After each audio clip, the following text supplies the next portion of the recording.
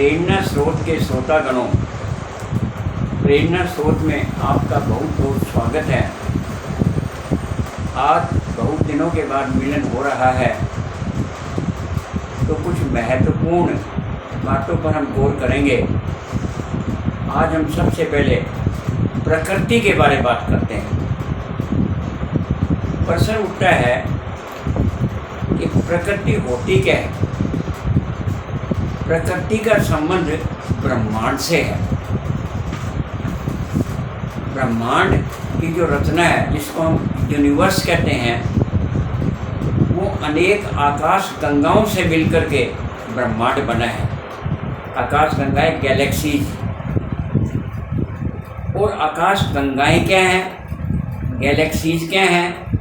Galaxies और आकाश गंगाएं जो तारों का समूह है, group of stars, group of stars.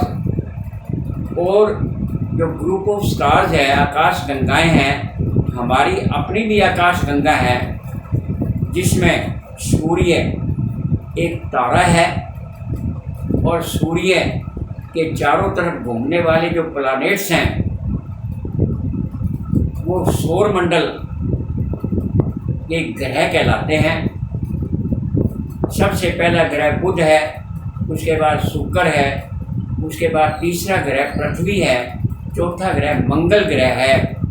ये चारों ग्रह अंतर ग्रह कहलाते हैं। और इसके बाद क्षुद्र ग्रह आता है। क्षुद्र ग्रह में जो स्टोन्स हैं, पत्थर हैं, पत्थरों की तरह से चारों तरफ घूम रहे हैं, और वो कभी कभी वो पत्थर यानी पृथ्वी की तरफ भी आ जाते हैं, जो कि खतरनाक साबित हो सकते हैं। और उस क्षुद्र ग्रह के आगे बृहस्पति ग्रह है, शनि ग्रह है, और यूरेनस वगैरह ये आदि ग्रह हैं। और प्लूटो आखिरी 9वां ग्रह पहले माना गया था, परंतु उसकी शर्तें पूरी न होने के कारण से वो 9वां ग्रह नहीं माना गया। और ग्रहों के चारों तरफ उपग्रह होते हैं। उपग्रह में क्या होता है कि जिसको बोलते हैं सैटेलाइट, तो नेचुरल सैटेलाइट। तो नेचुरल सैटेलाइट में जैसे पृथ्वी के चारों तरफ चांद घूम रहा है, ये नेचुरल सैटेलाइट कहलाता है। इसी तरह कई ग्रहों के तरफ और अनेक प्रकार के चांद भी घूम रहे हैं। बृहस्पति ग्रह के चारों तरफ काफ़ी चंद्रमा हैं। इसी प्रकार शनि ग्रह में छल्ले छल्ले से बने हुए हैं। तो इस प्रकार के अनेक ग्रह में अनेक अनेक बातें आई। तो ये जो तीसरा जो पृथ्वी का जो सूर्य ग्रह, सूर्य के से तीसरा जो ग्रह पृथ्वी ग्रह है, यहाँ पर सूर्य की लाइट यानी अग्नि, सूर्य की लाइट और तेज सीमित अनुपात में आ रहा है। और पृथ्वी के चारों तरफ जो ओजोन परत है, जो ओजोन परत है, वो पृथ्वी सूर्य से आने वाली जो खराब किरणें हैं, अल्ट्रा वायलेट किरणें हैं, उनसे रोकती हैं, जिससे कि पृथ्वी पर जीवन संभव है। अगर ओजोन जो परत है वो ऑक्सीजन से बनी परत है, और वो सूर्य से आने वाली जो किरणें हैं, अल्ट्रा वायलेट किरणें, जो कि हमारे जीव को अनेक बीमारियां पैदा कर सकती हैं, उसे रोकती है। इस प्रकार से पृथ्वी पर ही जीवन संभव हुआ है। तो प्रकृति का हमारा जो संबंध है वो जीव से संबंध है। अगर जीव पैदा हुआ है तो वो प्रकृति के साधन से ही जीव पैदा हुआ है। जैसे जीव कैसे पैदा हुआ है कि हमारा जो इसके पानी है, अग्नि है, वातावरण है, आकाश है, मिट्टी है, इन सब को मिलाकर के और ठीक अनुपात में जब मिलता है तो हमारा शरीर बनता है। पंचतंत्र का बना है पिंजरा, जामे बोले तेरी मैना। 5 तत्व से ये पिंजरा यानी शरीर बना है, और इसके अंदर तुम्हारी मैना मीन्स यानी तुम्हारा जो आत्मा है वो बोल रही है। ये आत्मा क्या है? क्योंकि 5 तत्वों से तो शरीर बना है, और आत्मा जो है ऊर्जा है, जो सूर्य से हमें प्राप्त होती है, वो आत्मा का रूप प्रदान और शरीर में होता है, तब शरीर में जीव बनता है, तब शरीर में जीव बनता है। इसलिए हमारी जो प्रकृति है वो हमारे जीवन से बहुत संबंधित है, क्योंकि जीव पृथ्वी पर ही अभी तक जीव का पता चला है और ग्रहों में अभी तक जीव का पता नहीं चला। तो अब हम बात करेंगे कि जो प्रकृति ने हमें लाखों उपहार दिए हैं, स्वच्छ पानी है, स्वच्छ हवा है, पहाड़ हैं, नदियां हैं, मिट्टी है, अनेक प्रकार की धातुएं हैं, अनेक प्रकार के उपहार प्रकृति ने हमें दिए हैं।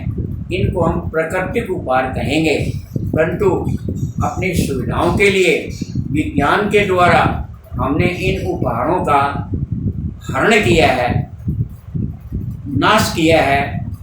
जैसे हवा को दूषित कर दिया, प्रदूषित हो गई, उसके अंदर अनेक प्रकार के धुआं कीटाणु मिल करके पानी जो है वो प्रदूषित हो गया, पानी भी स्वच्छ नहीं रहा। इसी प्रकार से पानी भी स्वच्छ नहीं रहा।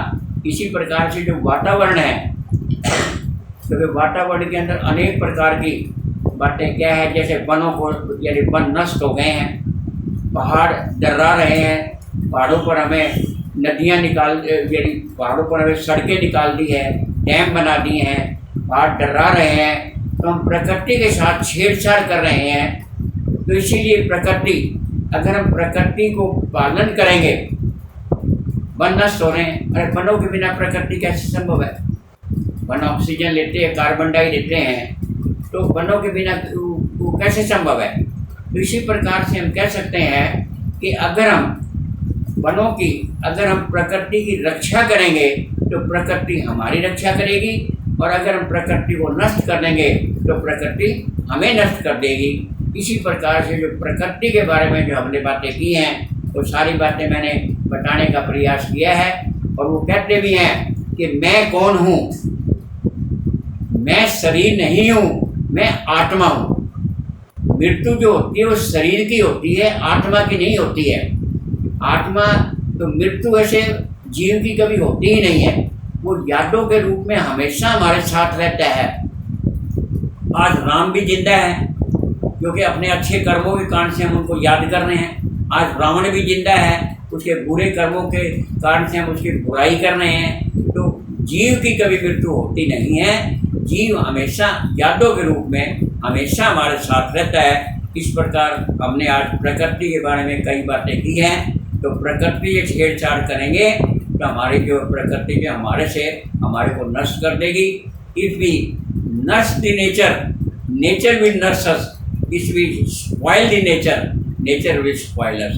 तो हमें ध्यान रखना पड़ेगा कि प्रकृति से हम कभी छेड़छाड़ ना करें। चाहे वैज्ञानिक पद्धति हमारे सुविधा के लिए जरूर है, परंतु वो वैज्ञानिक पद्धति हर जगह सुविधा, क्योंकि साइंस के बारे में कहा गया है। साइंस के बारे में ये कहा है, science is a blessing if you use it, it is a curse if you misuse it. Science जो है, अगर हम उसका सही प्रयोग करेंगे तो वो हमारे लिए एक अच्छी ब्लेसिंग है, उपहार है। और साइंस का भी अगर हम गलत प्रयोग करेंगे तो वो हमें नष्ट कर देगी। जैसे अणु का एग्जाम्पल ले लीजिए। अणु एक छोटा सा एटम होता है, एटम स्मॉलेस्ट पार्ट। इसी अणु को मिलाकर के और हम अणु से इतनी शक्ति पैदा कर सकते हैं कि इतनी बिजली पैदा कर सकते हैं, इतनी ऊर्जा पैदा कर सकते हैं कि सारी दुनिया को हम ऊर्जा सप्लाई कर सकते हैं। और इसी अणु को मिला करके हम एटम बम भी बना सकते हैं, जो कि सारी दुनिया का सत्यानाश कर सकता है। तो इसलिए हमें सोचना है कि सारी दुनिया का पालन करना है या सारी दुनिया को नष्ट करना है। तो हमें साइंस का, प्रकृति का सदुपयोग करना चाहिए। आज के लिए बस इतना ही, बाकी फिर कभी से धन्यवाद।